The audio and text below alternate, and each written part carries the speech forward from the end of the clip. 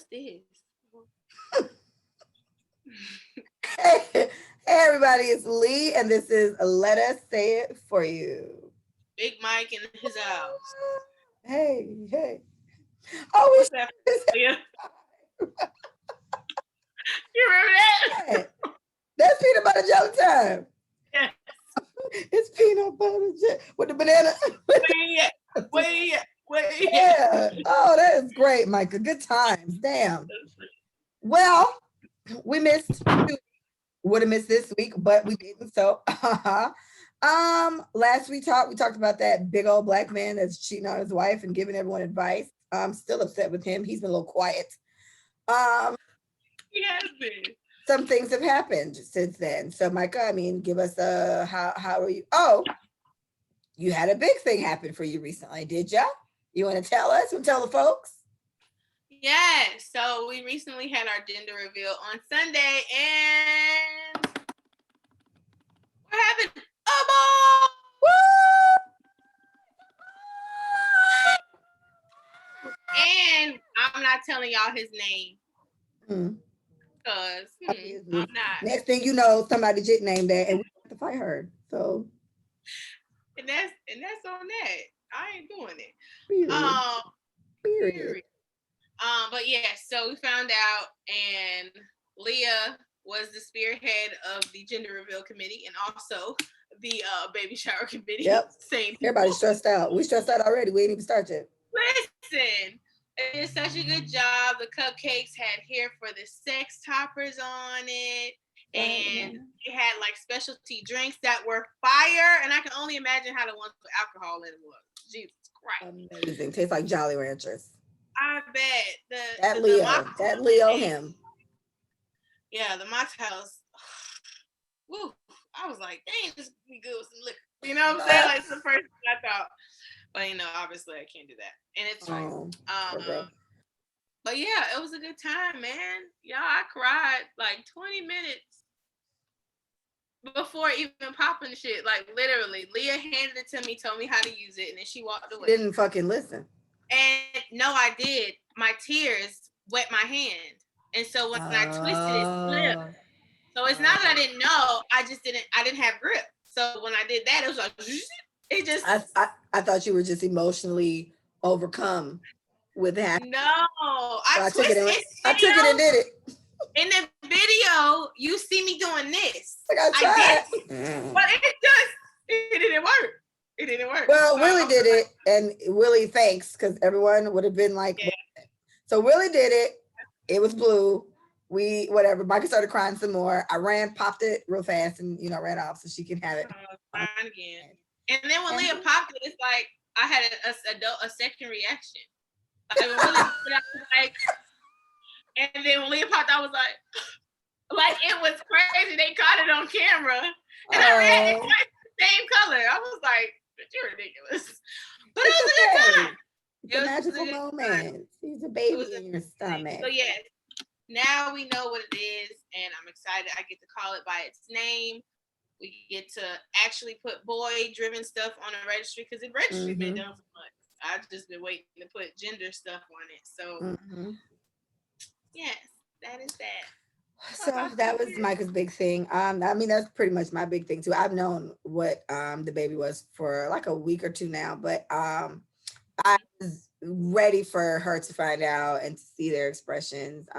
Willie did want a boy. Micah wanted a boy up until like 2 weeks before, and then she started talking little girl heavy, and I was like, "Oh, bitch, you better get over it, because there's a boy in there." But I couldn't say that, so I'm like, "Oh yeah, baby girl, Got your ass, girl." So cute. It's a boy. So little man's gonna be great. I can't wait to see him. I think Micah's gonna have a large baby. Sorry, girl. Sorry to your vagina. But I think it's gonna be a fat man. And or at least I hope he come out small and then just blow up. Cause babies gain a lot of weight. Like they have like every week when they first come out of there. And Mia had literally gained like 7-8 pounds in 1 week. I was like, whoa, what's going on? Yeah. They got big as fuck. So that's what happens to them, and they get more and more comfortable, and they just relax their little fat ass right there and just. But it's funny. I was 7 pounds, 8 ounces and Willie was 6 pounds. He was 7 pounds too. I was 22 inches long though. I was not. Mia was 19. And I think, I don't know. But I was a long ass baby. Right. Fucking long as fuck. So I do feel like my baby hand's gonna be this long. But yeah, I feel like I'm gonna have a big baby. I do. I think so too. Not a 10 pounder. No. But I say at least 7. 7, definitely. Him at least 7 pounds. At least 7 pounds. At least that's gonna be a big boy. They're gonna be a big boy. Well, but a lot of people prefer that for people who are squeamish holding newborns, because you know they are just like, they're like, yes, bro. It's I love it. No, girl, that water bottle had more. It had more girth. Newborns are just like, oh. It's like you know that squishy thing from Orlando. That's what it's like. It's like everything. If you don't hold the neck, dead. If you don't hold the back, dead. Right. Why are you so? So they're flimsy, and when they do come out a little bigger, like the ladies who do have big ass 10-pound babies, yes, it's like, whoa, shit, it's 10 pounds, but they have something to hold, because 10 pounds is at least like a 1-month-old, maybe 2. That's a very big baby. That's a big ass baby. So that's how much Mila and Dana were both 10-pound babies. Oh Lord, well, we know what's happening there. Yeah, they're gonna have. I know for sure their baby's gonna be Mila, girl. At least 8. At least 8 pounds. My homegirl, her baby shower happens and she didn't get enough newborn stuff. So I said, what are you missing? She's like, newborn stuff. I don't have any newborn stuff. So I'm like, okay, I got you. Girl, I went about this bitch newborn stuff. Her baby came out 9 pounds and change, almost 10. Couldn't fit none of this shit. 9 pounds. I just off rip. So I just keep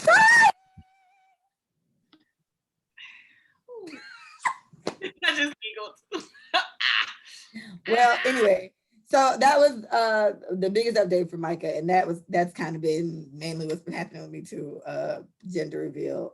It's a ditto for me. And then now I got the baby shower committee, and there'll be more people in this committee because it's just a bigger event. And this is like a project for me. That's why it's honestly not that complicated. This person's responsible for this. You're responsible for this. You're responsible for this. I check in. Got it? Did you do it? Okay. Is it going to be done by today? Okay, if not, I'll do it. So that's just kind of how you get it done. You just, stay on people's ass like white on rice and, get it done. So that's it. Pressing news, rest in peace to DMX.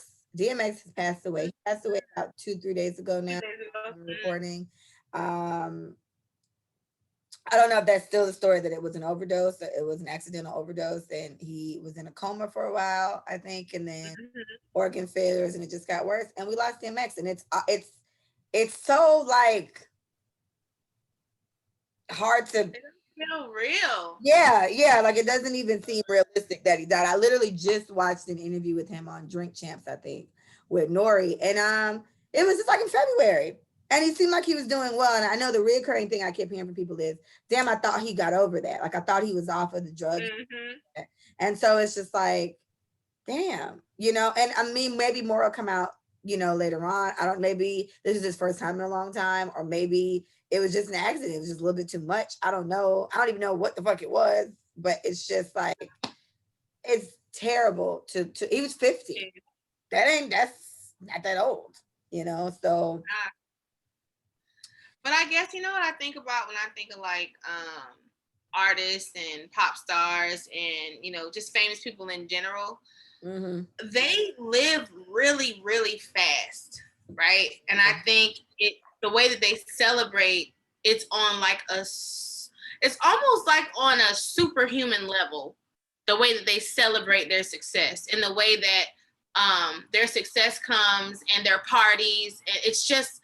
Everything is times 10.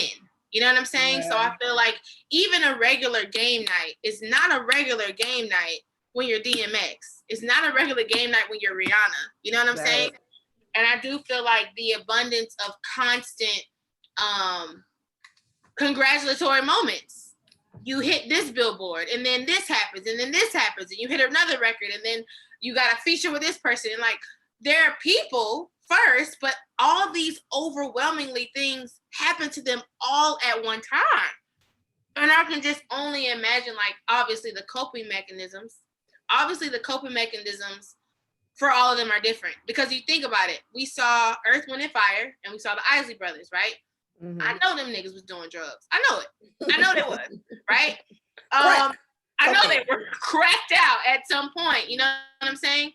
But I feel like when it comes to the company you keep, when it comes to how grounded you are as an individual, I think overall, being in the limelight, you're gonna run into some heavy stuff, right? So the way that they cope, the way that they feel about people around them, if they trust people for real, I feel like they fall in and out of these stages where people really like me for me, or do people really like me just because I'm this person? Like, do I really have genuine relationships? Right. And I feel like that shit just gets heavy. You know, like we deal with that. We regular. You know, like we deal with that, and just imagine how we feel when we're betrayed, or how we feel. You know what I'm saying? And so it's like, oh my gosh, I can only imagine what they actually go through. Yeah. And how fast they go through it. And I think the easiest thing to do, and it just sucks that drugs is what kind of is they're introduced to be real. Everybody always got something ready for them to take. All the time. With Demi Lovato, because apparently she was on this shit heavy too. Yes. She was on it bad, she said. And I just saw the caption, and it was kind of like, you know, she feels survivor remorse because that could have been her. And I was like, girl, shut up. But I get it. Like, she did almost overdose. Yeah, you get it. Like, it's like, you know, damn, she almost lost it too. So it's just unfortunate that people do get into this stuff and then they just get so heavy with. Leanna, shut it up. Goddamn kids. I just don't know what I'm gonna get my house. You know, goddamn. I can't even do my pod without drama. Anyway, but rest in peace to DMX. I was very excited for his verses, him against Snoop. I was definitely DMX. My post was, I'm team DMX, but I'm drinking gin and juice because I actually enjoy gin. So I had a great time. My favorite DMX song of all time is How's It Going Down. Love that fucking song. Tune that you like? It's what they really want from a nigga. I don't know what makes me get so lit every time I hear it. I like it. It starts off pretty, like, you know. Yes, and it's just like the moment you hear it, it's just like, mother, you know, like, cause somebody I don't know. Let me know. Yeah, it does something for me. Gets me. And I like what the song I forgot that I liked was "Get It on the Floor." It was like him. Get it. Oh, get it on the floor. Get it on the floor. Get it on the floor. You don't want to put it. Gotta go. You don't want to put it in your way. That's my song. It reminds me of You Got Served. Yes. And we can rap to this. Girl, I'm crumping right now. Hold on. Manny's calling. Child's father. Sure. Okay. Okay, bye. That was it. That quick. Stop as I was. So go ahead and get Mia ready. Okay. He hates when I called him baby daddy a couple times in our earlier years. He hates that. So I think it's funny. So I call him child's father. He doesn't really complain about that anymore. So I don't know if he hates it or not. But that's what I call him. Anyway, so rest in peace to DMX. I'm very sorry to hear about that. And then unfortunately, we got more bad news. It's Daunte Wright. That's his name, year-old young fella. Now, what I read, and correct me if I'm wrong, they're saying I know it's a traffic stop, but he got pulled over because he had an air freshener hanging from his rearview mirror, because that's how somebody said it. And I understand this is like an activist. So I know they may have simplified it, but what the fuck? Yeah. What was the infraction or the traffic violation? I don't get it. I don't think there was one. I think that's why it's such an uproar. It's so ridiculous, right? Yeah. Okay. And yes, and you can he's in hashtag now, unfortunately, so you can click it and definitely probably get the gist of it. But the white lady officer said she's gonna tase him, screamed it multiple times, and then somehow confused a taser with a gun and shot him. Yeah, Keisha is saying it was the air freshener. He got pulled over because he had an air freshener hanging from his rearview mirror. Maybe that's legal in Baltimore or Maryland or up there, wherever it was. This was not very far from where George Floyd was murdered. And as you know, his police officer is currently on trial. And Philando Castile also died in that city. So they clearly, shit is pretty lit up there. I listened to It's Lovely T. She lives up there. It's a podcaster and a YouTuber lady. And she said it's crazy. They on like their curfew's like 7 o'clock right now. Grocery stores are closed and everything. It's just like, nah, at 7 o'clock, everything shut down. Because of course, once, No black man dies. Right, because once that happens, protests start, and then they get looting. Yeah, they get to looting. So, oh Lord, it's me as friends. I can't. I don't know how they're calling my iPad. Like, why is this happening to me? Kayla said it's not legal in a lot of states, but some officers get OD for checking for it. Oh wow, it's illegal to hang an air freshener from your thing in a lot of. I did not know that. Well, he was wrong. He didn't deserve to die. Maybe he didn't know. I didn't know I got Jamaican shit hanging from mine. Is that? Yeah, I know, but like I feel like from state to state, okay, so at a certain point, I feel like some of these things that we think about is so small. It's like, nobody's gonna catch me for that. Like we don't wear our seatbelts. Some of us don't wear. That's against the law not to wear a seatbelt. You know what I'm saying? But I'm just saying, it's something that's small. Yeah, you're right. I get what you mean. You're thinking like, okay, I don't have my seatbelt on. They ain't finna stop me today. Like, are they really gonna stop me because I don't have my seatbelt? Can they see me for real? You know what I'm saying? So it's like I can see how we can just think that today is not going to be the day somebody sees me without my seatbelt, or today is not going to be the day where I got this air freshener that my daddy just gave me. I just got a car. He may not have known, like you said, or he may have known and may have thought, it's air freshener. You know what I'm saying? Like you try to dumb down certain things. Lord, sorry, go ahead. I was telling me. But yeah, so you may dumb down certain things, but it never ceases to amaze me how these things escalate so quickly. You know what I'm saying? Like, it's sad that I'm not shocked that it went that far. Right. But it be the smallest infractions, and I'm just like, I just want a nigga to be like, rah, niggas. Like, I'm talking about, like, I want you to give. And then I almost feel like those aren't the ones, for the most part, that end up in these fucking situations. Because we don't do that. Ready to. It doesn't happen. True. We don't do that. But think about the ones who do that. Unruly white people. Yeah, white people out when they get pulled over, baby. Do you know how many videos I've seen? This man was like, I'm not getting out the fucking car. And then he's like, get out of the car, sir. Opens the door. Close my goddamn door. Like, you're talking because you feel like a citizen. You feel like you have rights. I pay my taxes. And I do certain things. You feel privileged enough to know where you stand. So, bitch, don't fucking touch my door because this is my property. So then they have the right to feel all that because that's what they were taught. A black man will never wild out. I know it. Even the drunk ones, they be carrying on the floor.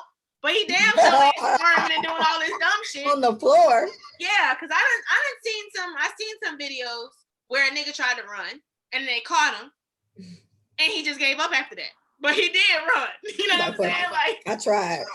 He ran, but they caught him, and now he on the floor. All right. Face down. All right. Like this. All right. But yeah, so it's just crazy how small these things turn out, and then someone ends up dying. It's so blatant that they give two shits about whether we live or die. Let me tell you why, real quick. Go Black History on y'all. So Jim Crow, right? Everybody knows what happened with Jim Crow. He was like, oh, okay, 14th Amendment, so these niggas free, okay. How do we still in some way enslave these niggas and give them rules so that they know that they're still second-class citizens? How do we do that? All right, white only, segregated schools, cool. Restaurants, movie theaters, whatever. anything you name it, separate, right? Cool. Mm-hmm. Also, when all of this was happening, remember, slaves no longer could work for free. You had to pay these black people to work for you. Sharecroppers, they was getting like a penny an hour or some shit. It was ridiculous, right? So you're getting paid almost no money, but they still paying you. But the moment that sharecropper shit fell through, niggas started going south, or they started going further south or further north, right? So now they're getting away from their masters. They no longer feel like they have to stay. Mind you, not all slaves did this. Some of them who were free were still kind of in that shocked moment, and they didn't know what to do, so they just stayed. It's so right? blue at this point. Exactly. So some stayed, and some went. I just had to point that out because not all of them was like, "Oh, we free." It was too much for some people. But y'all, let me tell you, when the value of a black man went from selling him for $5,000 a head, right? So, and that's depending on how big and fertile that nigga was, and based on the woman, how fertile she was, and how strong she looked, and what kind of stock she produced, right? So that determines how much these slaves cost. 14,000 here, 5,000. This is land. This is property that you are literally selling, and we are currency. The moment we could not be currency, the black body no longer had to be preserved. So policing came around to make sure, before we whipped these niggas, but not to death. We cut their genitals off, but we never killed them. They always went a step right before death because they need the body. They need the black body, right? So when they no longer needed the black body, life didn't matter. It never mattered in the first place to a certain extent because we were less than, but we also made them money. Yeah. So the moment we couldn't make them money anymore. The point. Once you can't be utilized, then it's like once it can't be utilized, the black body is unnecessary. We already got the mind. Jim Crow, fuck that up. Got it completely. Grab their minds. They still feel inferior. That's good. Right. Keep these niggas down. But now that you're telling me I can actually kill them now? Oh. Yeah. Oh, okay, cool. Well, free range. Well, do what you need to. If you beat him to death, well, you beat him to death, because that's not money out of anyone's pocket. This person is no longer of value to any of us. So you can constantly see that being just transcending into now. It's never changed.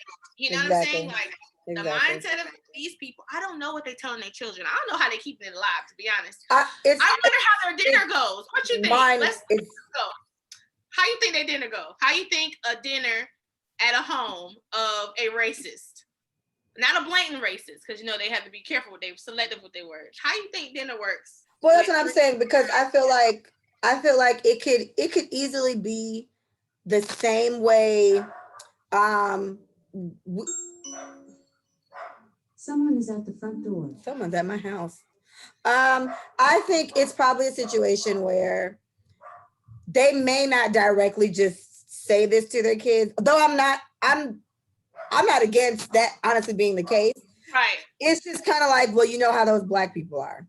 And you know how blacks are, you know how Spanish people are, you know how Asians are. And those little fucked up stereotypes, it's just something that's a reoccurring thing in their household. So this is what slowly develops this child to become a them, right? And I'm not even against them probably being more blatant with it, okay? Even for the racist, full-blown racist ones, niggers aren't worth shit. They ain't never gonna be shit. They're not even really people. But because the fucking government's so soft now, we got like there's something. So I feel like it could go just like that, you know, because it's almost like it's still surprising to me to see how clearly like overtly racist they are, like overt. And it's like, damn bitch, you don't think something wrong with that? Like you ain't even trying to hide it. You know what I mean? Like I posted him on my story. It's a sergeant, right? Not the lieutenant that got pulled over in the car. That's a whole different situation.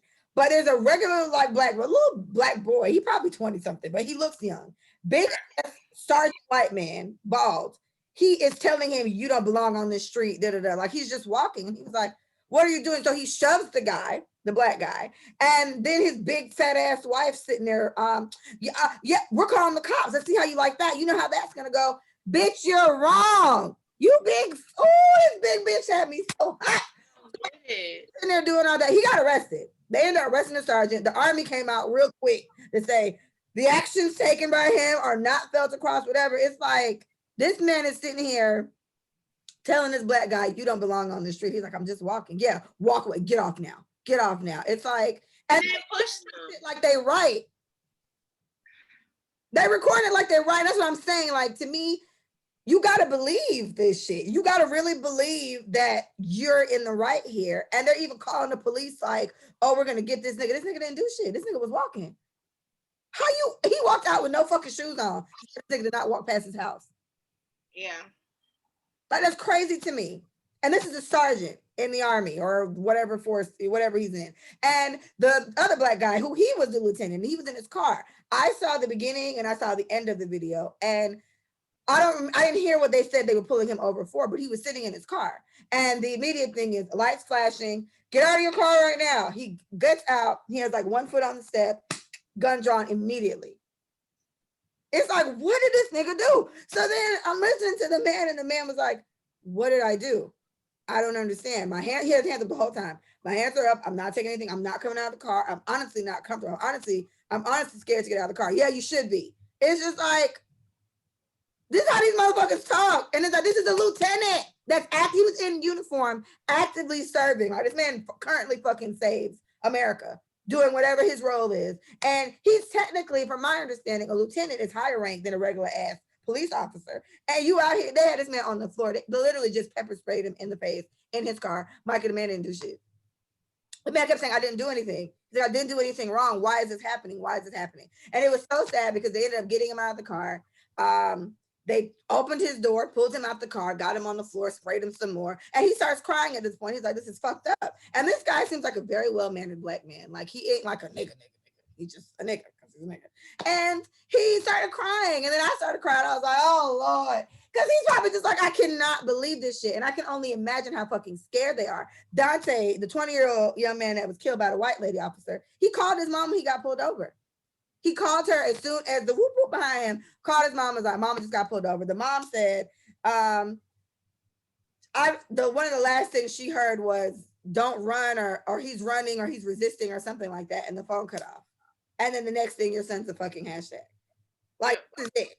So it's kind of like, my serious question is, I don't understand what white people expect us to do. Like, the fact that black people haven't gone fucking berserk and just start losing their fucking mind and just capping every fucking body at this point, I feel like we deserve a round of applause for that. I feel like that takes a lot of poise and a lot of fucking self-control, because how the fuck? How? And I feel like there's so many in the last 2 days that I've seen. I've seen too many in the last 2 days. It's like, I woke up today with the bald head sergeant shoving that little boy, and he was little. He's a little man, like, and that's their perpetual, like a bully.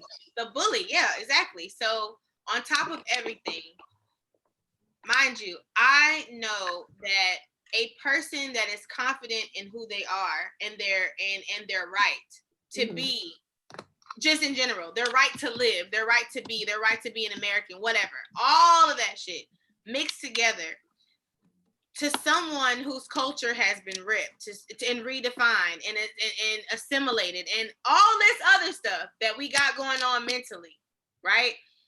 You start to believe like, damn, maybe I don't belong here. Because I honestly believe his responses were weak. I'm talking about the black boy, right?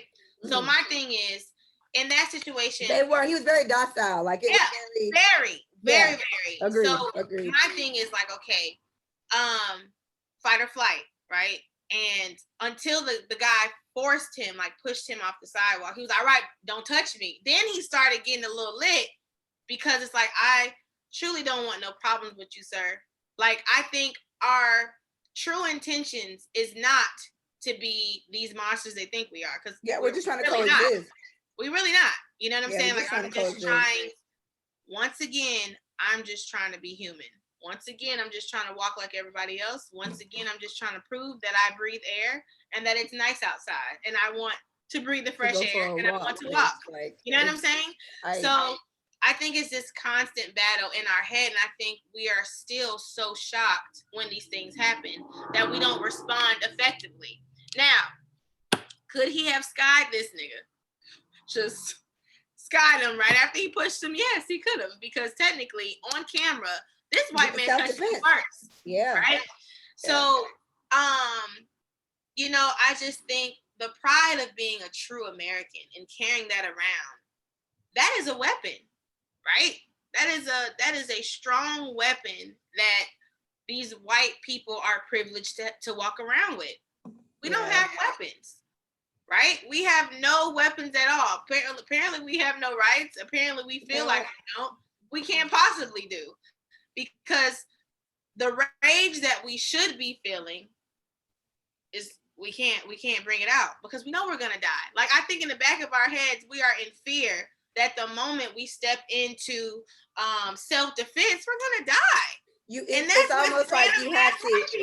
You have to accept. It's like you gotta master that shit out. Yeah, you got to. The moment if you're gonna defend yourself, then you need to. It's almost like you got to accept that I'm gonna end up being a martyr at this point. I'm gonna end up being a martyr. I'm gonna end up at another, another casualty of the cause, because that's the only fucking way. Other than that, and then the unfortunate part is, even if you don't accept that, you still fuck around, end up dead.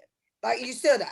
Even if you do find ways to master it out and, okay, I don't want no problems, I don't mean nothing, okay. Even if you do it that way. And they love that. I think that fuels them to be even worse. I agree, because I think that sergeant that was on all that fuck shit he was on, which to me is crazy, because you're in a role of authority and you're handling somebody like this. So I'm interested to find out what the fuck the black people under him went through during his time of deployment or whatever. But he would have done that with a bigger black guy. He would have done that with Derek Jackson, big black ass. It would have been it was a little trickier, because that's a big black ass. So he wouldn't have pulled that shit with him. He would have been a little more calm and a little more selective. But it's not even like this guy wasn't given like stereotypical gangster. He was given nerd. He was giving nerd vibes. He was giving nerd, chill. He played Fortnite. Insecure. But he was probably like an AP student. He was giving, I've been bullied before, and I don't know how to handle it. But I'm gonna try to stand my ground. But he's trying to. Right. I'm gonna try. Come on, man, stop touching me, man. Like, just because he shoved the shit out of him, and he was like, don't touch me. Like, he already touched me. He got a little spicy, but still not enough. He was like, what are you gonna do? I'm just gonna beat your ass right here. And I'm just like, this is effing crazy. But yeah, so it never ceases to amaze me how these things escalate. And then the things like people on camera, it's like, and that's what's so funny. Why do think this shit fake, bro? Like they right. You know, this shit is so fake, bro.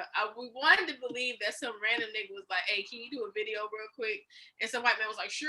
I be wanting to think this shit is staged. Because it's so bad. And it's like, Mr. White Man, you didn't think nothing in you said this is not okay. And then this is what we talk about when we talk about brands that always get canceled because they do some racially charged campaign. It's like, so ain't nobody on the whole board of creativity tell you that's a bad fucking idea. Nobody told you this was dumb. You know what I'm saying? Like, nobody told you selling a shirt with a noose on it and put it on a black guy is a bad idea. No. A little ape shirt on a little boy it was like whatever. That's what I'm saying. It's like this shit continues to happen. I really think they're fucking dumb. I feel like all these years of racially determining their actions towards us has just made them like oblivious. Like their privilege has sent them to like an imaginary world of no one's gonna be mad about this. Are you fucking serious? Because they're like I said, they were about him and his big fat ass wife. It's only been 57 years. It's only been 57 years since we have been integrated. That's why I fought with you. It's only been 57 years. And when you put that shit out there, it's like, oh, your grandmother is still alive. Who was definitely she's probably a racist old bitch. Holding that picket sign, no blacks at this school, no blacks at this school, no blacks at this restaurant. Your grandma was chanting that shit, holding a picket sign. Your grandfather was spitting on black men walking up to restaurants when they finally integrated these cities. These were their grandparents. These were their parents. Yeah. You know what I'm saying? Like, what the actual F? Like it's crazy to me. And that's what I'm saying. Like the fact that it's able to, I wonder what type of conversations they having. Or is it just like, you know how we have like post-traumatic slave syndrome? Yes. Like, do they have like post-traumatic master syndrome? And it's just like ingrained. Yeah, because I think for the ones like this sergeant, whatever the fuck his name is, I'm gonna get his name in a minute. For the ones like him, the white guy that's so get off my block, get off whatever his thing is. He feels very correct with what he's doing. Yes. So it's probably like this punk is on my sidewalk, and I want this punk walking in front of my house. Yeah. Nigger punk nigger. I don't know how the fuck they very Confederate of him. Right. That's what I'm saying. So it's very, this is the way things are done here. And it almost, I can understand the Aryan nation, like that, all that Hitler shit, the ones that feel like it's just pure white and blue eyes and all that. That makes a little more sense to me, honestly, because they're just convinced themselves. Like, I see what they're holding on to. I still think it's dumb as fuck, but that's what they're holding on to. If you don't want to rep this Aryan nation shit and be part of that Hitler committee, then you got to explain why the fuck you acting like this, because this don't make no sense, right? Because he's gonna say I'm not racist at all. Then what the fuck made you think that was a good idea? Walking up to this little ass black guy and pushing him around the fucking sidewalk because he's walking. Like I said, I need him to, he got to explain that. Like, I can't wait to hear his reasoning behind it. I'm pretty sure mark my words, that if she has not done it already, and I know her big ass has, she gonna be crying on camera in a minute. Like, white women love crying, because that's the white women tears. Yeah, white women tears is like the weakness of everybody. Kryptonite of America. You don't like that shit, girl. Shut the fuck up. Your husband was wrong. Your big ass was wrong, and I hope he goes to jail. He got arrested. I hope he gets dishonorably discharged and all the shit you can do to take. Because what you did, it was just OD racist, and you got to understand that. I don't know what your justification was. It's one thing he was snipping around people's houses and some shit. The nigga was walking, and the nigga about this big. I feel like I'm tougher than that nigga that he was pushing around on the sidewalk. And then I think what gives me Confederate Southern white is that these are the same people. When that white boy, Dylan, or whatever his name is, walked into that church and killed 9 people, including that pastor who's an activist for the community and all that. Those Southern whites that held that Confederate flag, dead ass was like, this is our culture, this is our heritage, this is our blah, blah, blah. They wholeheartedly feel that way. Right? And so they do feel like slavery was a really big part of the way they lived. This is what I was born into. This is how my granddaddy was able to afford this and generational wealth and blah, blah, blah. And that's why his name is on the street. That's why he has a monument. Like, these are all historically very powerful for them. But it was connected to dehumanization. It was connected to genocide. It was all this horrible shit it was connected to. Rape, murder. You know what I'm saying? Yeah, that's what I'm saying. So like your legacy is connected to the deprivation of a whole ethnic group. And as wholeheartedly as this is my land, this is my heritage, as much as you want to feel like this is something to be proud of, unfortunately, the way that your ancestors went about getting it, it's fucked up. Literally was fucked up. Mm. So you're holding on to the idea and the hope that slavery returns because of your heritage. Low key. But you keep telling us that it's not about slavery. It's not about that. It's not about what they did. It's about the legacy. But your legacy is slavery. Because my thing is, you can still hold on to your legacy of what your grandpa did and blah blah blah, but it's like the Confederate flag is, regardless of what it may mean to anybody, the connotation of that shit is negative as fuck, right? That's what exactly. So why are you repping this shit so hard and you expect us to not think that you're racist? Like, that's kind of and to me it's pretty self-explanatory. I walk around with a Jamaican flag everywhere, thinking I'm Jamaican isn't a far-fetched fucking notion, right? I'm proud of it, right? You know what I'm saying? So, and then, I thought about in the midst of this little conversation, just like people who tried to wiggle their way out of racism or slavery or not liking it, they were just guilted into doing that. You get what I'm saying? Like, they're guilted into, like, you know how crazy it is to make somebody, you can just rape her because she's nothing. It's a whole human, and it's like, if they didn't feel like something was wrong with it at the time, they just slowly got guilted into feeling like, that's not okay. It's not okay to do that. But like, if you don't generally feel like it's not okay to do that, it's okay to say that. You're a terrible person, but you just Yeah. don't see anything wrong with Yeah. making black people work for free or Yeah. cutting off their dicks Because in your mind, that's the way life is. that's it. Somebody has to do it. I don't want, and it just so happened to be y'all. Y'all could have stood up. Y'all could have had us as slaves, but we were first. First of all, black people want to think about that shit, like on a grander scale. Yes, yes, slavery existed a lot of places. It really did, and it did, and it was the same ethnic group slavery. That's what kind of made it all right. It was classist slavery. You feel me? Like the poor worked for the rich. That's kind of how it went. Roman Catholic peasants and nobles and shit. So I totally understand their plight, right? You ain't got no money, so you do what I tell you to do. You know what I'm saying? But essentially. Yeah, and at this point, you took a whole culture and said, y'all need me. Y'all would be better off working my plantation and making me money. Just that line alone. Y'all need to be Christian. And on top of being Christian, y'all need to understand that working for me is in your best interest. Getting fucked and raped by our people is in your best interest. It's the best thing for you. It is the best thing for your people, because what else are you guys doing? I mean, really, you're sitting on all this great land, all these resources. You have no idea what to do with them. No, bitch, we do know what to do with them. We know how to respect them. Right. We respect our resources. Yeah, what do you We use what we need. We use what we need. We're not greedy people. I don't think we're naturally greedy. I don't. I think history has told us we're not.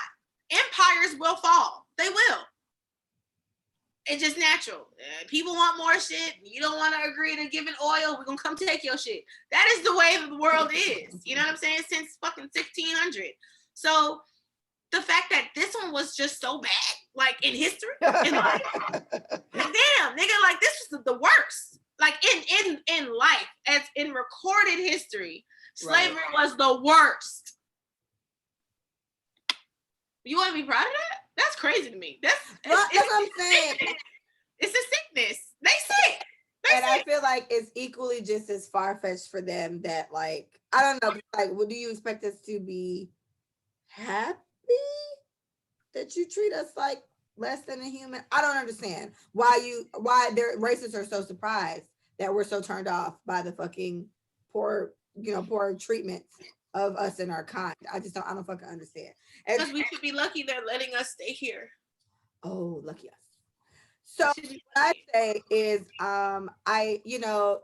what a lot of people say all the time is, white people always been acting like that, or whomever. They've always been with the slavery and not slavery, but the racism and the whatever. It's just being captured a lot more now, and that's the case. And unfortunately, it is still happening the way it is. But I just like that there is more light being shown on it at this point, because we just got a little evidence. I don't know how much is helping. Like, I never want to feel just defeated about the situation, but it's very hard not to, with just the way shit keeps going. You get what I'm saying? It's very hard to just not be like, God damn, bitch, like, oh my God, bitch, like another nigga, it's really just like mind blowing, and you don't even know what to say. You want to say defend yourself, but you'll get shot. You want to say just do what they tell you to do, you're gonna still end up dead. Like, we've still seen it happen. So what the fuck do you do? And I want to shout out Ben and Jerry, the ice cream place. They made a very nice post. I reposted it yesterday, and they were like, the death of Daunte is rooted in racism, and they went on a whole thing, and they were like, this can't be fixed. We have to break the whole system and start over. And they were like, hashtag defund the police. And I was like, that is a very strong stance from a very big company, and I like it. I said, even if they were on the other side, I just like how straightforward you are about how the fuck you feel. So shout out to Ben and Jerry. I'm gonna buy some today. Yeah. And then I have some mixed feelings about defunding the police. Yes, agreed. I have mixed feelings about that. That could be another day, another topic. but I do feel some companies, like Target, even I appreciate how far they're going to make sure that the people that support them, which are brown people, right, are feeling like they have an ally. You know what I'm saying? Like, right. I really appreciate that companies. I think they just started doing that last year. Like, you know, like, and I think was it after George Floyd? I think it was after George. A lot of companies. I mean, shit. Netflix got fucking Band-Aid. Remember Band-Aid? Yeah, they got Band-Aids our color. Right. So I do feel like the shift happened with George Floyd, and it's unfortunate. You have to be a hashtag, and someone has to die for change to happen, and that's kind of been our history. Martin Luther King died, change. Malcolm X died, change. Like, shit. Marcus Garvey, change. Like, that's just the story of our life. One of us have to die in a very real public way for anything to go in our favor. Right. And there's no with the George Floyd thing, we've talked about this before, maybe not on the podcast, just personally, but or maybe it's me and Carl talking about it. I don't know, but it was almost like the perfect storm because happened to kill a nigga around the time when we couldn't do shit anyway. We weren't going to work. We had to watch. Yeah. So we had no choice but to constantly see what was happening. We saw the video multiple times. And guess what I could do today because I'm not doing shit? Go protest all fucking day because I want to, right? So it was unfortunately, it had to go that way. But the timing was great because, niggas didn't really have nothing to do. So we was going to go out and show out. We went and protested for it. So it's unfortunate that this is still our situation. My mom is very adamant about not wanting me to move to Georgia because she's like, Georgia is racist. Like I said, I think everywhere got some fucked up parts. We South, so everything kind of fucking sucks down here. Florida, Georgia has its fucked up parts. They all got their fucked up parts, and it's fucked up. Yeah, and America is fucked up. America's a fucked up. World is too, but America, no matter where you go in America, this is unless you go. Okay, if we go back to, the Union and the Confederates, right? There were 13 colonies, 13 states that was like, fuck y'all, we don't want to be in the United States because we don't want no pause. Maybe if you go to those states that always wanted America to be united and that was fucking with Abraham Lincoln, maybe we'll be all right. But guess what? They didn't want us either because we took their jobs. We took their jobs. That's why the North was like not really fucking with us because they were like, move to Chicago. It's better opportunity. The whites didn't want us there, not because they wanted to enslave us, but because we were taking their jobs. It's an influx of people, not even black. It could have been any color. It could have been anybody. I'm not because the white people say that about Asian the Spanish people all the time. Fucking Spanish people or Mexicans are coming over and taking our neighbors. What the fuck? Like, why are they stealing our shit? But that's what I'm saying. Yeah. The opportunity starts to come down when so many people move to an area, right? And they will do stuff that you won't do. Mexicans will do things that black people won't do. Mm-hmm. Cubans who come over here trying to get asylum will do things that we won't do because they're trying to run from a government that is tyranny. They're trying to run from that. I will literally scrub your floor with my tongue. Like that's how far I will go just so that you grant me asylum in this country. So it's a lot of debate of, when immigrants come over, whatever, like they don't, but these are the jobs you don't want. So why are you crabbing? Facts. Why are you really crabbing? They're taking our jobs. Are they starting at corporate America? These motherfuckers don't work at Best Buy or Wendy's or McDonald's. Like they do construction. They don't be at Best Buy. They do dumpster. They do the lower level to get enough money, and then they start their own construction companies. And they do very well. Like if anything, learn from them. I'm gonna say if anything, learn from them instead of all very well. That's all they know how to do, child. They Hey. do very well. The fuck? Well, here, so the with the woman, Kim Potter is the white officer, the former Minnesota officer that killed Daunte Wright. Daunte Wright, and so they're saying that they're gonna put her up on charges of second-degree manslaughter, which I'm fine with that. Fine, but then it's like that also well, I don't know, because I feel like when this stuff happens, they usually do put something, whether it never sticks, but they usually do put something. But I always feel like they always have a tendency to be harder on the women just in general. Whenever it's a white woman, boom, there the white goes, woman gets handled quicker. There goes other. There's another. That's a whole other strain. Whole another situation where it's like, though, this is the fuck you want to come down hard on. Not saying that don't charge this bitch for her crime, but like the one that walked into the black guy's fucking house and killed him in his house because she thought it was hers, right? The officer or whatever she was. She got time. Like she got a couple years. Instantly, they get charged with something. They waste no time. Yeah, because I feel like with the officer that's on trial right now for George Floyd, it took a while. They still swimming around with the fuck. Yes, and they charged him like fucking 3 weeks later, and then lowered it to something else, and then tried to get rid of it altogether. And it was like, no, motherfucker, we gotta charge you value. And now you on trial.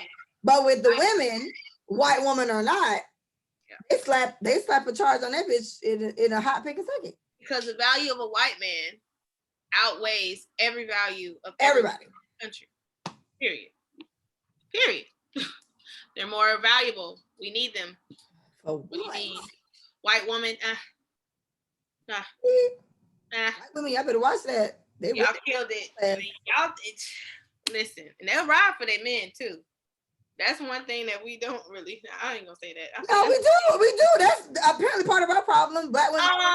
So this is what I'll say. I never hear white men. I never hear white women talk about how bad their white men are. I don't. Facts.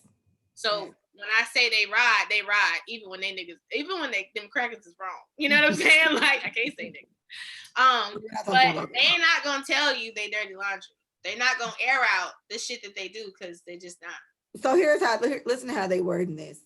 Kim Potter is currently locked up and being held without bail.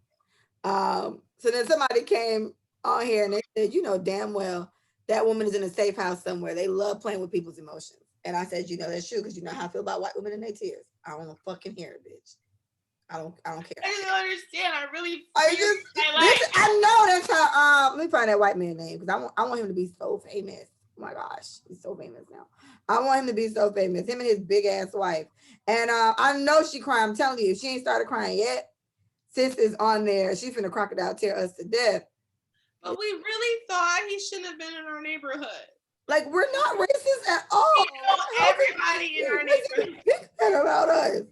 We know everyone in our neighborhood. And he did not look familiar. And although it was broad daylight, we still felt unsafe. Okay, damn. I want y'all to see what she looked like. God damn. Look, that's her. That's his wife. Look at that. Look at that big old fluffy white lady. He cheating on her too. Oh! I knew he fucking. And he cheated on her.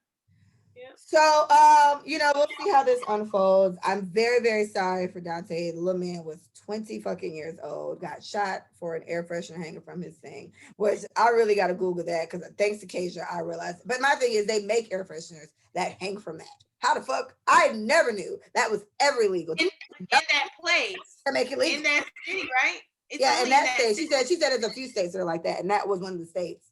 So it went from that, and maybe he was resisting or something, and then it's like, okay, whatever, because it was a lot of their ass trying to get him out, but it's like, is it really? That's what I'm saying. I feel like that's something that I don't know how much they talk about that in like police academy or whatever. Is it that serious? We about to do all this because like, come on. Why you can't throw hands? Why you can't throw hands? Because you automatically feel like this person is going to overpower you, even with all your fucking martial art training. You still think this regular civilian is going to be able to take you down quicker than your training gave you. That means your training wasn't long enough, and that means your ass took it for a joke. That's what that means. You give me some fucking training, bitch. Hey, I'm finna go out in the streets putting people to sleep just cuz. Girl, You look at me the wrong way. You're asleep. that's how I'm talking about. I got this little gun. I'm like, Lord. Bro, throw hands, bro. Like, you could have dropped your gun and taser and skied this nigga. You could have fucking kicked him in his knee. Like, I'm just thinking the video about I saw, Daunte was in his car. He was in the car. So it was like two officers, they were trying to pull him out or something. And then she yells, I'm going to tase him, I'm going to tase him, I'm going to tase. And then she pulls out her gun and shoots him. And then out. And you know how all of that, do you know a taser, bro? They don't even feel the same. They don't feel the same. The weight is different. The color apparently is supposed to be different. God, and he apparently drove a little bit until he ended up crashing. But I guess he might have died right then and there or whatever. But she shot. Conspiracy. What if? I love conspiracy. What if this is all a part of the plan? To get rid as many Black people as possible, and there just has to be casualties.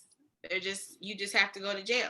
Think about the Middle Eastern people who die for their country. They die for what they believe in. I am the person on 9/11. I truly believe I'm serving my God. I'm about to blow this bitch up with me inside because I wholeheartedly believe in my nation. I wholeheartedly believe in that America is the root of all evil. So I'm doing this for my country. I'm doing this for my people, and I'm doing this for my God. My religion. I feel like white people go that far. I do. They're cults. They're cultish. They're sick. They are, bruh. I'm telling you. What if? I don't know. No, I'm here for it, bitch. I like all that. We rest in peace to Daunte. I'm sorry for his family. I know his mom feels crazy. I can only fucking imagine. I can't imagine what that feels like to have your kid call you and tell you that, and then the phone hangs up. And I don't know if she heard shooting or what. I didn't hear her say that. I heard she just said she heard somehow why he's running or he's resisting or something. And now your kid's gone. I can only imagine how that feels. So I'm sorry for them for that. With this sergeant that did his fuck shit, oh, I'm so happy they got his bald head ass. And I swear, if I catch his big ass wife on something crime, bitch, shut up. Because you had all this motherfucking mouth when y'all was pushing around that little weak ass Black boy on the goddamn sidewalk. Shut up, fatty. Oh, she's so big. Let's make it even worse too. Oh, okay, so let's trail off from her. About big people. So real quick, sorry. In the Minnesota statute, to drive with objects that are suspended between the driver and the windshield, other than sun visors, rear view mirrors, safety monitoring equipment, GPS tools, toll collection devices, or identifying devices. Those are the only things that can hang in that area. Any other device, that is illegal in Minnesota. Well. Okay, go ahead. Okay. I mean, that's something that I guess we should look up. What else? Check your state, because hearing that's what the fuck he died for is crazy, right? It's one thing about a pullover, but it's escalated to him being dead and riots, and he's a hashtag, and his parents on the fucking news every day. This is what it's come to because Lil Daddy had a goddamn air freshener. Yep, California, Pennsylvania, and Arizona have similar laws. Okay, there we go. Okay, all right. So, switching gears because I've been calling this white lady fat this whole time, and okay, yes. Lizzo, who's also a larger woman. Katie said VA is the same way too. So someone asked, what the hell did she say? Ask yourself if you'd want to switch roles with a fat person.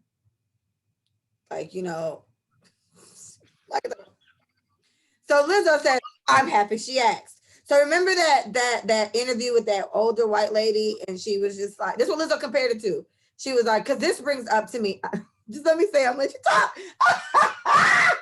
Woo! So she was like, well, I'm glad she asked, because this brings to me that thing back in the day where that white lady asked who would want to be a black person and no one raised their hand. That's because they know all the fucked up things that, come from, she didn't cuss, but all the, things that come from being a black person, they want to be that way. It's the same thing with being a big person. If you want to switch roles with a fat person, no, you would not. And I think it's ridiculous because all the negative stuff that come with it and all the teasing and, with our society and how society handles larger people. She compared it to that. Go.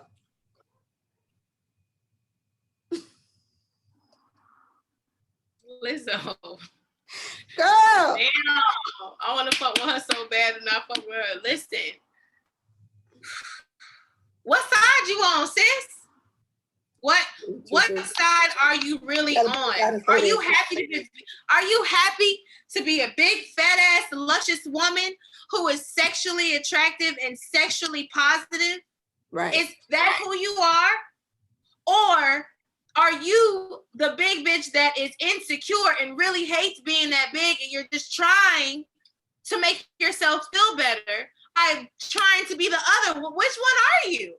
It definitely seems more that way.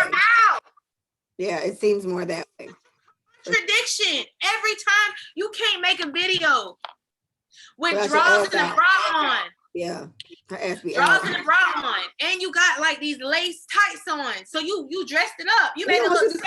Ass. The fuck? Then you oiled yourself up. What the fuck? Like you went the extra mile to make us understand. You went the extra mile. To make us understand that you feel so good in your skin that you are willing to fill yourself up and jiggle your fucking titties online and be proud of all that weight you got. That's what you did to us.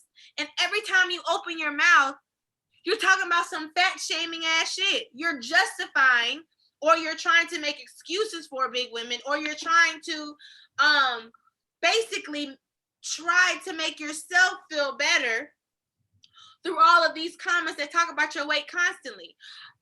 At this point, she's beating a dead fucking horse, bruh.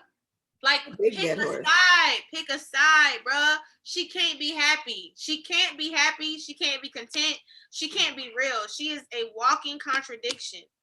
And you compared what it's like being black to what it's like being fat. So that's what I'm saying. She got drugged. Like the I was reading, they was in her big ass habit. It was just like, bitch, you can't change your skin color. You can work the fuck out. Being black is not a choice. Yeah, we have no choice. So they definitely let her have it there, and she may end up issuing an apology. I thought that was I thought it was a decent comparison. Like, I get her point, but it's like, yeah, but she went too far. What's going on right now, sis? And it shouldn't even be. She could definitely just say you want to show the fat person because we got to go through this. But she could have easily switched that to where you got to have thick skin to be on some shit like this. Okay, you got to be ready for whatever people throw at you. She could have really turned that in a positive if she is comfortable like she claims to be. Is she big and black? I just feel like. What are you talking about, Lizzo? Where you going with this kiddo? Or that bars on the top. Yeah, so Lizzo, they drag sis. She's a joke. And I'm starting to believe less and less that she feels good about herself. Yeah, because it's just always something at this point. And so it's like, all right, sis, well. And my thing is, like I said before, Leah, you put this shit online. Continuously. We're not your friends. No, Lizzo asked me out. We're not your friends. All these millions of people who follow you, right? They are subject to say whatever the fuck they want to say. Whatever comes to mind. And that is on and that's on God. Ain't nobody don't nobody on the internet got a moral compass. That's what I feel. You say whatever the fuck you want to say, how you want to say it, to who you want to say it, no matter who they are. They be talking to these fucking rappers and actresses and actors like they fucking know them. Crazy. You know what I'm saying? Like, wow, the audacity. I mean, shit. And you think they gonna watch their mouth for you?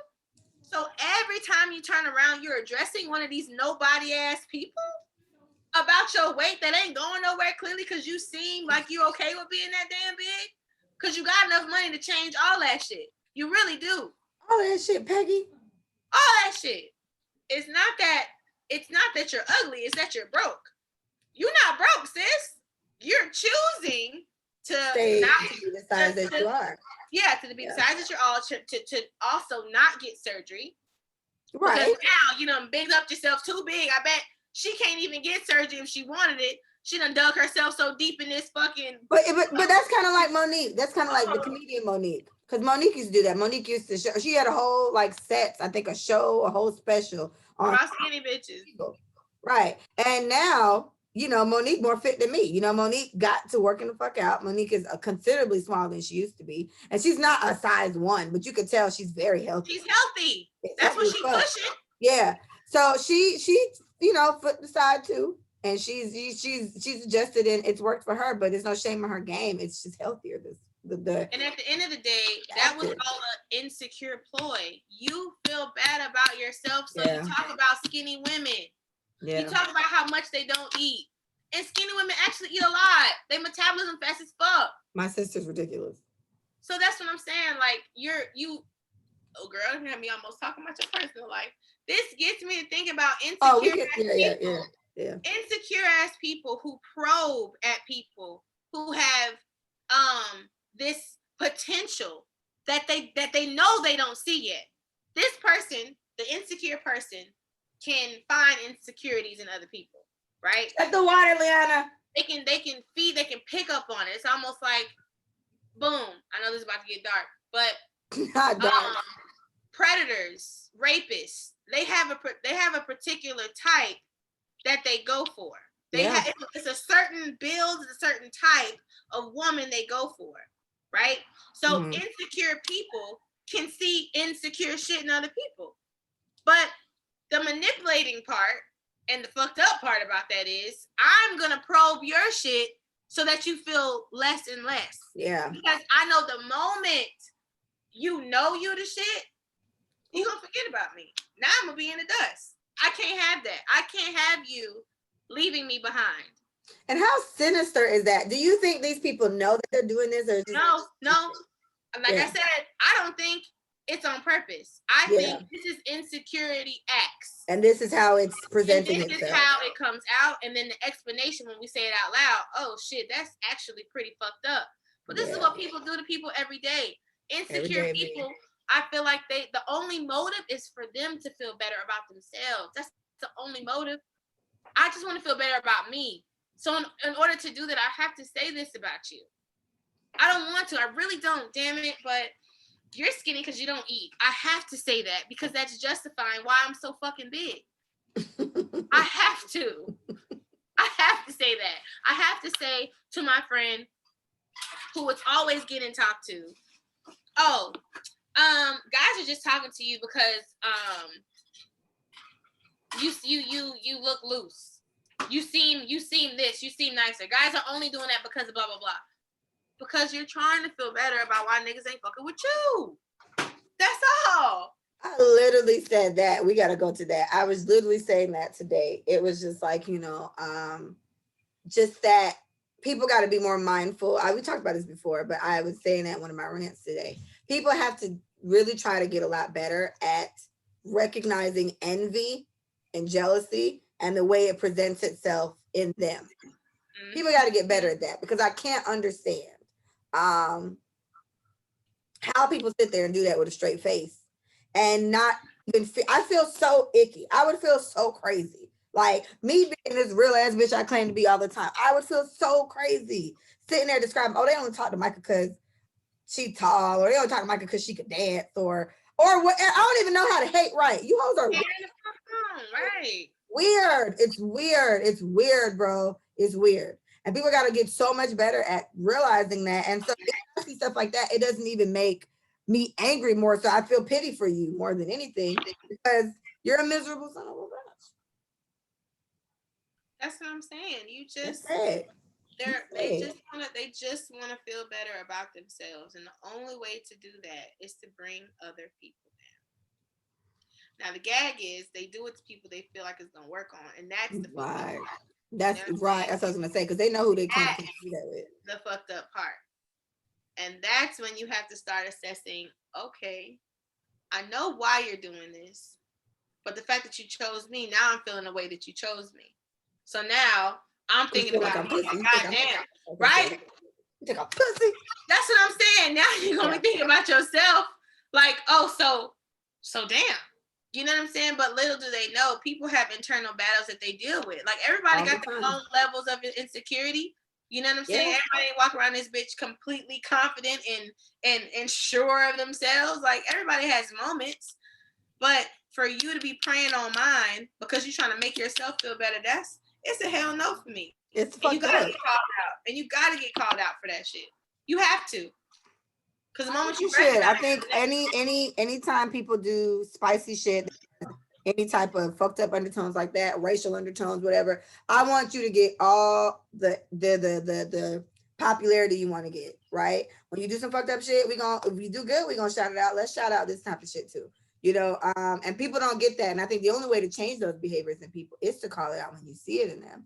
You can try to help. Some people will be susceptible to change, and some won't. And the ones that won't, well, then you leave them where they leave them. But I do think it's something that you need to point out whenever you do notice it. This is why we give all these racists the credit they deserve for being racist as fuck, and all the manipulative people who sit there and find ways to tear you down just so they can feel better about themselves. That is such a crazy way to feel better about yourself. You're a fucking weirdo. Oh, yeah.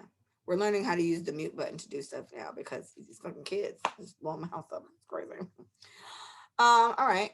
If we're done on that, I gotta wait to make sure we're done on that. Maybe she's asking him a question. Oh, no. Okay. Johnson & Johnson, the vaccine. Oh, Lord.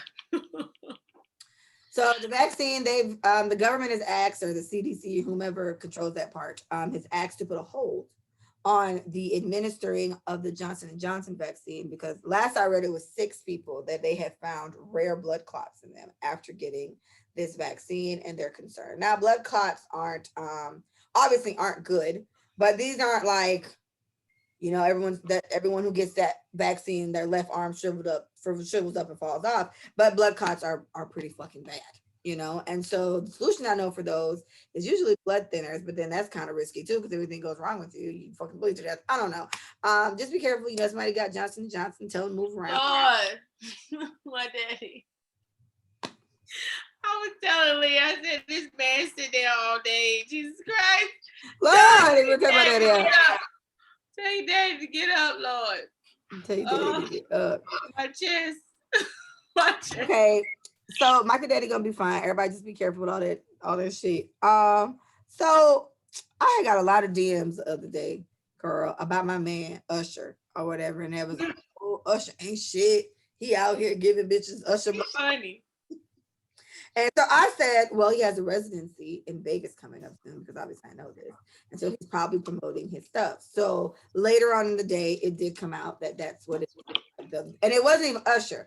The Vegas place that he's going to be at, they came out with it saying, oh, it's just to promote his residency. He actually spent thousands of dollars on these strippers at the strip club. It's just he left the Usher bucks because he's trying to get you to come to Vegas. I just feel like, why the fuck is y'all trying my man? Right? And the good thing is I told everybody that before they even came out with that. I was like, well, he got a residency. That's probably what it is. So what's funny to me, though, is all the celebrities that are Bruh. People so funny, dog. Hilarious. 21 Savage, he was like, y'all are the only one with them Usher bucks. I don't know how niggas hold money like all on the hand. He was just like, and then Chris Brown was like, when I say the man got his own money. No, when I say the boy got his own money, the boy got his own money. And so he's holding like Usher bucks. And Usher and Chris Brown are friends. And I said, well, this is a good way to spin this around. And then everybody was going off. They were just like, oh, he giving out herpes and he giving out fake money. I have never seen a herpes on him. Okay. So leave him alone. Bitch. And according to science, 1 in 3 people have herpes. You might even know. You might be all herped up over there. You may be herped up. You just ain't had no outbreak. Because your immune system's doing well right now. You just ain't had no outbreak. Don't catch a cold. Bitch. And then I heard I read it, Bree sent it to me too. It was just like, well, so what if Usher throwing fake money? Y'all throwing fake ass? Fake. I was like, boom, boom. That was a good one. That's you know what? That's a good one. That's it right there. That's the one. I like that. I like it too. It makes sense. And well, right there. So all right, we'll sum it up on our discussion Mike and I was having today. Right, Mike was like, not want to put people in your business, but I guess because it doesn't have to be that. It's just about watching people. How can I word this? How can we make this a lesson for the folks, Mike? Okay, it can be like this. Somebody that I'm dealing with. I'll put it that way. Somebody that I'm dating. I'm dating. I date now. Are you sure you're not giving too much?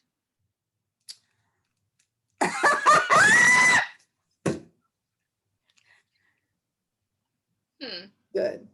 Go ahead. I'm dating, right? Casually or whatever.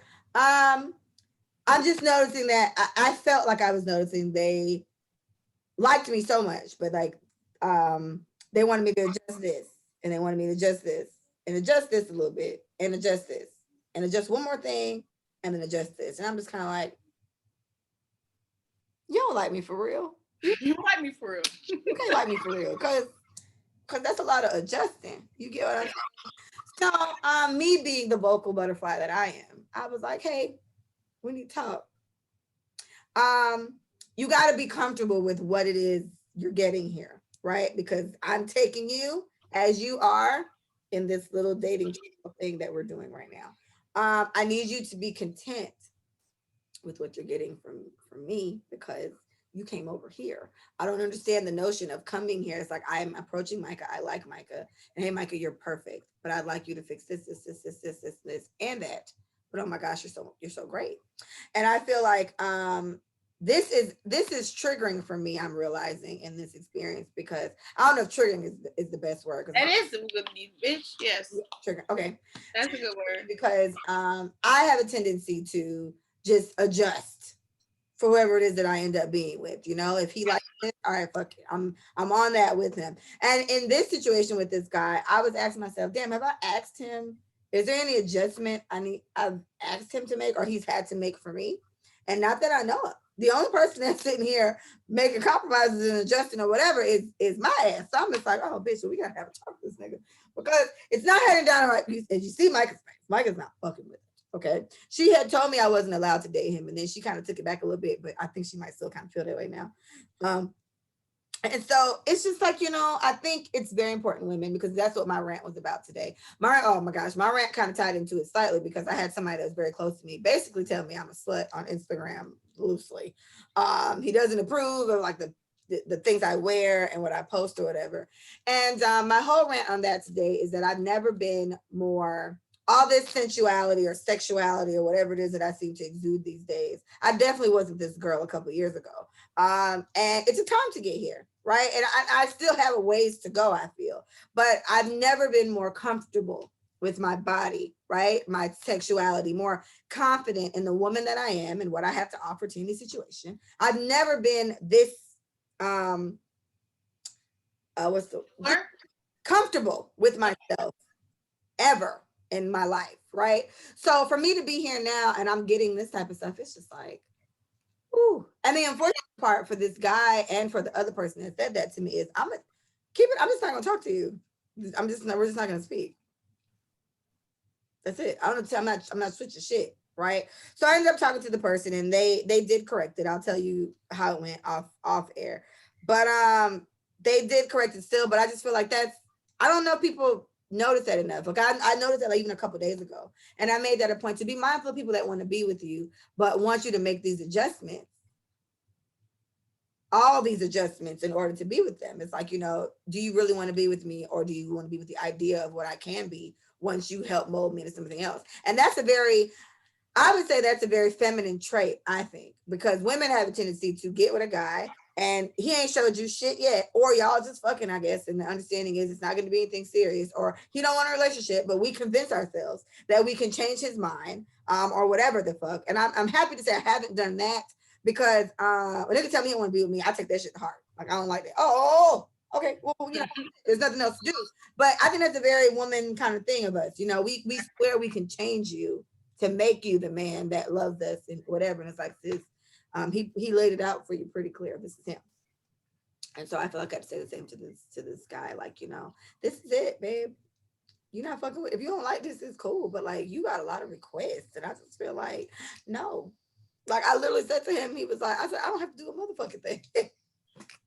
I was laughing. I was like, I don't have to do a motherfucking thing. I was like, I'm a grown ass woman, nigga. You came over here, so I need you to be happy with what you have. If this is the route you want, or if you were thinking something else, you maybe need to find yourself another gal. But and that's okay. It's okay. But like, so of course I called Micah and went up this is Micah, and Micah gave me her fucking wisdom, and it was needed, because I said how I felt, and I feel like I needed Micah to help me just kind of validate that what I was feeling made sense, and obviously she did, and she went the fuck off, and I was like, yeah, fuck I did. Yeah, the fuck I did. That's that. I don't.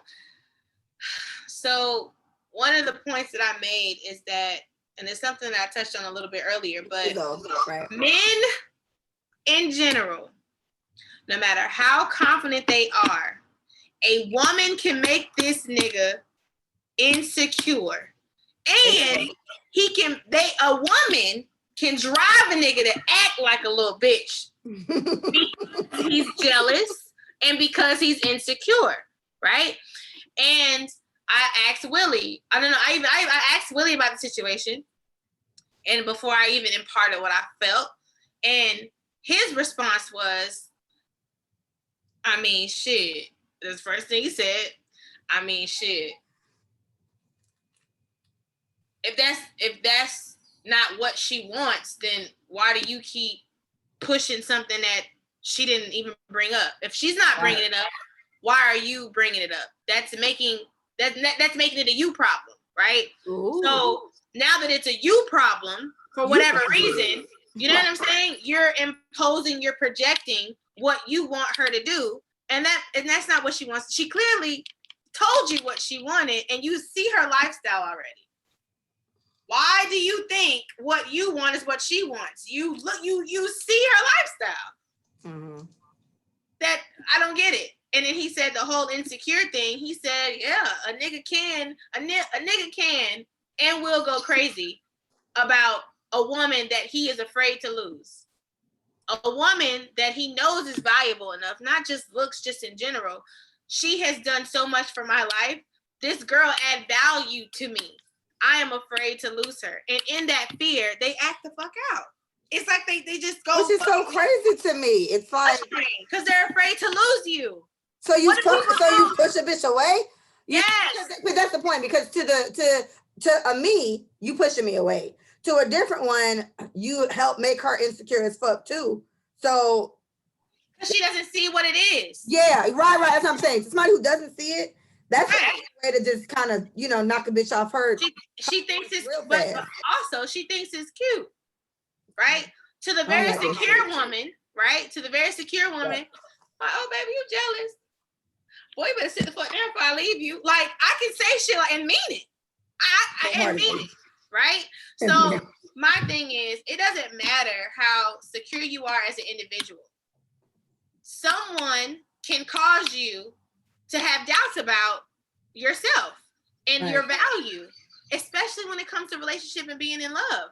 There's so many people in the world, right? There's so many people in the world, and there's so much more qualified people to be in your position. If we really want to be real, and we talk about people settle to a certain extent, because nobody's fucking perfect. Nobody is. Everybody's gonna come with their set of shit. Right. And so you have to choose what kind of stuff you're willing to deal with. And for me, when Leah talks about, adjustments, I talk about settlements, right? I talk about, compromise. I call them compromises, right? Yeah. But I could be like, no. Right. It's a settlement, right? And so it's okay to settle when it comes to certain things, but some things it's just a hell no.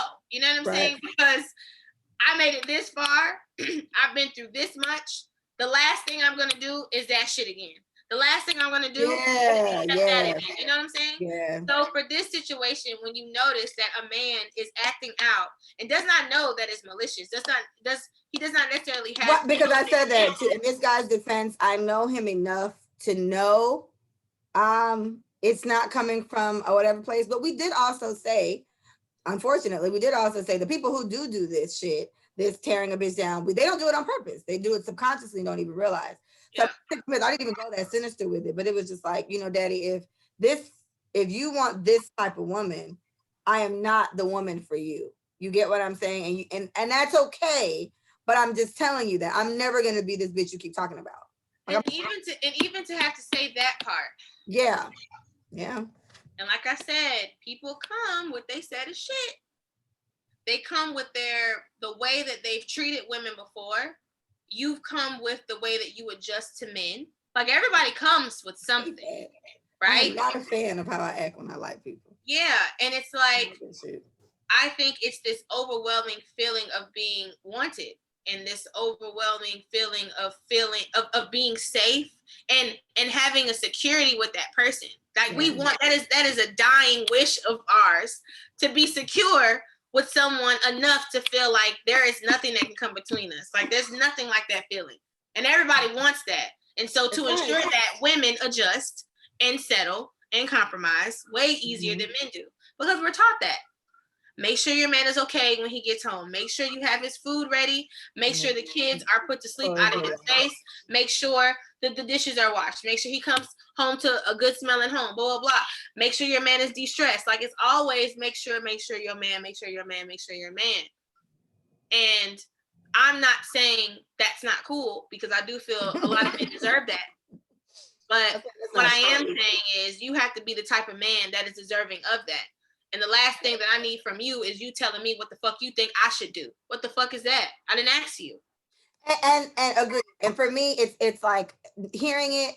I had to tell him about a past relationship I had, and I'm like, this is definitely a trigger for me. And the last thing you want to do is remind me of that. Don't do it. Okay? Don't do it because you reminded me of him once already a little bit, and I had to kind of like fix it. And it's like, okay, now when I feel like if there's too much adjustments and like understanding that needs to take place this early on, and we ain't even got nowhere yet, we may not be compatible, you know. And I don't think anything's wrong with that because I am not in the business of adjusting too much. You get what I'm saying? Like there's things I obviously have to adjust, especially getting to a new situation with somebody. But this is with how available I am or how I handle certain situations. When it comes to me and like my physical, or when it comes to things that I personally do that along, you know, there's certain shit I'm not in the business of doing that right now anymore, I'd even say, because I'm very just, okay, well, my baby likes this, so I'm gonna just fucking do it. I don't want to do that anymore. So I had to nip that in the bud a little bit with him, and it went very well. I didn't expect it not to, because again, I do know him enough, so I know where he was coming from with it. But whether it was the sinister way and he doesn't even realize it, like you said, or just that, hey, baby, you know, we may not be the ones for each other. Yeah. That to be the case. So fine, maybe this is where he has to make compromises. I don't know. I don't feel like that's the case. I'm not asking you to change shit you got coming. I'm taking everything. Micah knows. I'm taking all the shit he comes and does not come with, and I need that reciprocated, or I need you to find another bitch to play with. Yeah. And I think that just goes with the entitlement of a man. Yes, because men know, and I was saying that to Micah too. I'm sitting here actively finding ways to be okay with some of the adjustments I'll have to make if I, you know, date him like that, or just new things I have to figure out and stuff like that. And that's the case with any situation, because I can say that another guy that I was dating, same thing. It's kind of like, you know, me and Micah like him for me, but whatever. And same thing. There's adjustments that have to be made with everything. But it's like me sitting here actively figuring that out while he's, on the other hand, is just telling me what it is. It's this. Straight up. I do this, I do that. I was like, you know what? I admire that. My turn. I'm not doing that. I'm not doing that. This is what it is. This is what it is. Boom. Your turn. Yeah. I'm saying men are very just, they can say whatever the fuck they want while we sit here trying to find ways to mold ourselves into what the fuck they need or what can accomplish them. And I'm definitely over that stage in my life, especially with shit like this. I feel like there's still things that I'll probably always be that way with, because for the right man, I am a submissive woman. I'll be that way. When I find a man to follow, I'll follow. Like us independent type, we don't really, not all of us, we don't really want to be this way. I would like there to be a strong man in my life that can lead and I follow, you know, right next to him. But it gotta make sense for me. Like I'm a grown woman with too much on my own plate for some nigga to be coming around telling me what the fuck I need to be doing. Like I don't work. No. And like I said, I do understand. I understand compromising, but I feel like character is you stuck. Like okay, boom. I picked something very small. The way that you chew when you're in public, that can be changed, right? Agreed. The way that you chew. The way that you wash dishes. I don't like how you wet the whole fucking counter when you put your dishes to the side. Can you please put a napkin down to soak up the water so it's not dripping everywhere in our kitchen? Our home. That can be adjusted. That could be the way that you were raised to wash dishes. But now you live with somebody and they have to cook, and every time they pick up a seasoning, it's dripping fucking wet because you washing dishes right next to the oven. Like, it's just small things that can be adjusted, but character, that shit sticks. And once you start noticing character flaws, that's when it's like red flag. Like, this is a possible character flaw because this may be who he is based on his entitlement, based on his manhood, based on the way that he's navigated women, right? It could be, but that doesn't mean it can't change. Right. So when because essentially, I think in any situation with friends or with partners, lovers, whatever, you may have, you got to teach a motherfucker how to treat you. You know, it could period situation like that. Yeah. One of the saving graces, I think, if to the listeners, if you're ever in a situation like this, I think it's very important to voice your concerns to the person, but then see how they receive it. You get what I'm saying? See how the communication goes. Because we'd have been having a very different conversation on this podcast. Had that conversation with him, had it not gone well, right? And I honestly didn't expect it to go bad. But this is just something where I wasn't going the sinister route with it, or him not even knowing, but I was just going where, like, damn, I'm gonna have to I may not be the bitch for you, boo. That's it. And like I said, it worked out well. And so this was easily like a little disagreement, or not even disagreement, just a statement. Because it wasn't. It was just a battle of, hey. Yeah. It was just, yeah. Is that what you need? No, okay. Cool.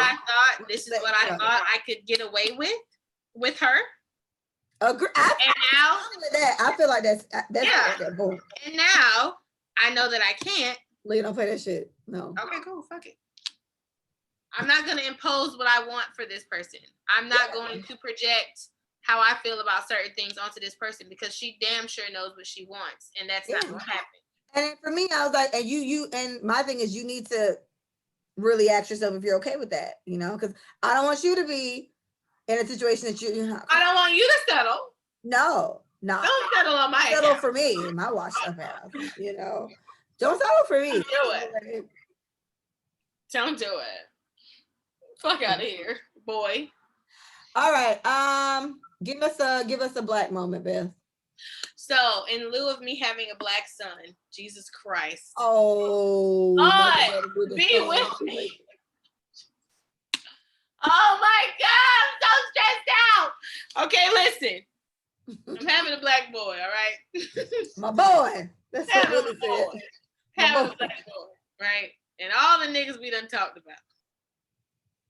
As far as the way that they treat women. Right. The way that they view themselves, the way the world views them. It's just so much coming at black men constantly, right? So many narratives. Some are true, some are false, some are fabricated. You know what I'm saying? Some are your hybrids, half and half. Yeah, so for me, I would say embarking on motherhood, especially raising a young black man. A little man. I feel like there is a certain level of responsibility that we all have to our young black children. especially our young Black boys. I'm not discounting Black girls because I feel like they get a lot of motivation. I think they get a lot of security and nourishment and encouragement. And there's so many programs for little Black girls. There's so many outlets for them to really shine and find their voice. And that's why so many Black women are so successful. They have so much support across the board, and they've always had that support because women are supportive beings. We come together, we make shit happen, we have groups, right? We can't wait to get together and talk about some shit. So for the most part, we're constantly pouring life into each other.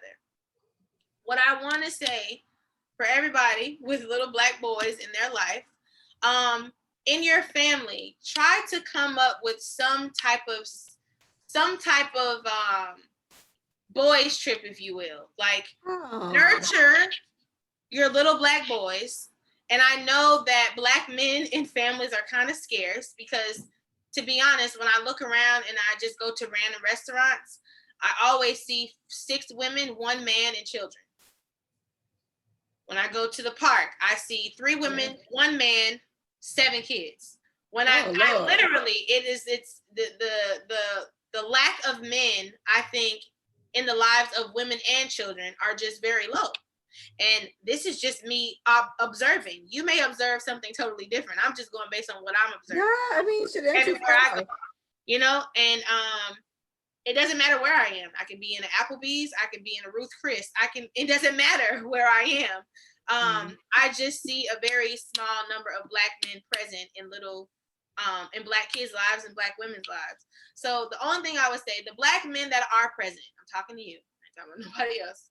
The Black men that are present in these children's lives, as much as women take it upon themselves to make sure that their little Black girls feel loved, they feel beautiful, they feel secure, they feel appreciated, they feel strong, all of that. I need to see more of that in the Black family from Black men. I was just telling my brother the other day, I said, bro, we've had the girls trip 6 years in a row. Me and my aunties, like 4 or 5 generations. We all get together, we go get a cabin or we go get an Airbnb and we do shit together all weekend, right? We're pouring into each other. There was a high school. At once, Journey was 9 when we started this shit. Journey about 14 right now. So she's been able to grow with us and see how we develop. We had kids in high school, went to college, and blah, blah, blah. I graduated from college and I went to, so I think that's so important for the male prejudice to be so much stronger than it is. Getting together, watching the game, that's what's up. Thank you for bonding. But now we need to take it to the next level. We actually need to talk to these children about real shit. I'm gonna say, because I think those settings is when real shit conversations. That's what I'm saying. How your dating life going? And not enough. I don't feel. Yeah. And you guys can correct me if I'm wrong. I don't feel there's enough camaraderie with the Black men in families as a cohort. Like, I don't think you are specifically getting together and saying, we are going on a trip. We're going to meet for this, unless it's a football game, unless it's a basketball game. It has to be deeper than that for our kids. It really does. So if y'all want to complain that nobody supports Black men and all these platforms continuously uplift and encourage Black women, it's because we're showing up. Yeah. Black men need to show up for yourselves. You need to show up for your offspring. You need to show up for your nephews, for your cousins, for the little kids in the neighborhood. I don't, and when my son get here, they definitely gonna fucking do it, because I definitely believe that it's different talking to mommy. It's different talking to Auntie Leah. It's different talking to Granny. It's different talking to whoever woman, and she gonna pour into you. Duh. Yeah. Like, that's what we do. Yeah. But to hear it from your Uncle John, to hear it from your grandfather, to hear it from your cousins, it's gonna hit different. I just know it. You guys both have penises. Like, it's gonna hit different. It's the penis, so, right? Yeah. So my thing is, every Black father, uncle, cousin, no matter how old you are, I think you should make it a thing that you get together on not just a sports level, but an intimate family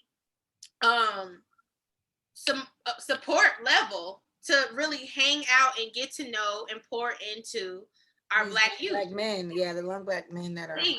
I think it's so necessary. I think so many of them are looking for somebody to look up to. I think they're looking for love. I think they're looking for validation. Like they're just told. And to me, I just picture them. I don't know. Every time I picture, lost little boys that turn into like the niggas I can't stand today, the ones I don't want to deal with, because it's like they don't. It's almost kind of like I always think of this is loosely related, but just when you used to teach at that school and they were just like, oh, is sex like what Banana and Cheerio. A banana and a Cheerio? Right. So it's kind of like if they didn't ask you that until they actually like fucked properly, this was just what they think it is. Like this is just what sex is like. Putting a banana through a Cheerio, right? So like it's kind of like me. If you leave me to wonder, I'm gonna wonder the fuck off. Like I'm gonna come up with a conclusion. And kids are like this as well. You leave them to just figure out these things, and they shouldn't have to. If there's at least one or two black, men in their life, they should be able to come to you and have that. And where we find it necessary to teach like my sister how to do this, and me and these know how to do this because women just know how to do this. It could be the same thing for guys, and I think that's beautiful. I hope that it is something, because you're right. Your son is gonna have an influx of women, very strong black women. There's a whole gang of us, so he's gonna have a lot of that. Which a little girl would have been straight. You get what I'm saying? But we got a little man, we got a little fat ass man. So we gotta, I want that to be the case. And he does have a lot of strong. He has Willie. He has Willie's brothers and his side of family. You got John, your daddy, all these people. So it's like, he'll be okay. But I think that's for Micah's son is gonna be straight. That's what I'm trying to get y'all to understand. Yeah. For yours. Yeah. Micah's gonna be okay. Yeah. Mike's gonna make that happen for her. Yeah. But I'm just saying, I'm thinking about this shit now. And I can just imagine the type of black black son you would raise if they have the emotional intelligence. Lord. That's alone.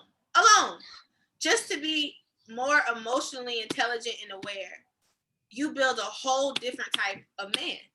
You just do. And so, I'm gonna put Jen in therapy when he's 4. Like, it's gonna be ridiculous. I'm not gonna let him talk. He can talk out his feelings. But I may. Or draw it out, whatever the fuck they do with 4-year-olds. But for the most part, that's all I wanted to say. I mean, just pour into your black sons, how you pour into your black daughters, how you put them in part of empowerment groups and Girl Scouts and shit like that. Do the same thing for your son. Don't make that shit just about sports, because life is more. It's more to life than just structured team sports. That's not all that it is. Yes, they can be great athletes, but they need to be great human beings, period. Like, please. Because that'll definitely, that lasts a lot longer than this athletic lifestyle we're going to have. A deadline when it comes to that, but being a person is something that they would hopefully be able to be for a very long time. And then you see these NFL players, NBA players, when they fucking retire and shit, they just be doing dumb shit. Yeah. They just do dumb shit. They blow all their money. They start beating women, or they kill themselves, or they get drunk, and then what the fuck? Like they're just fucking much. Like, and that for the football players, at least, that's supposed to be attributed to the CTE and all. CTE, yeah, I get that, but yeah, I mean, there's basketball players, same thing. They just fucking lose it. Former basketball player, was it the best? I think it was a former basketball player that, like, he literally went and killed the doctor, his wife, and their 2 grandkids. Like, that's fucked up. Imagine how the kid feels. I let my 2 kids, 9 and 5, go stay with Nana and Papa this weekend, and all of them are dead. Like, and he killed himself after that. And it was like, fuck. And I'm not saying a couple guys trips with his dad and uncles would have just saved this whole situation. I have no idea. He could have had somebody to talk to. A couple more wouldn't have helped. He could have had somebody to talk to. He could have felt safe to talk through those feelings. Because he could have been overwhelmed about what was happening in the world. I can't protect my family, so I got to take them all out. It could have been something like that. Like, very, very, we don't know what happens when people snap or why they snap. But I do believe you would think twice if you feel like you have the comfort and support of people who somebody. Love you. Yeah.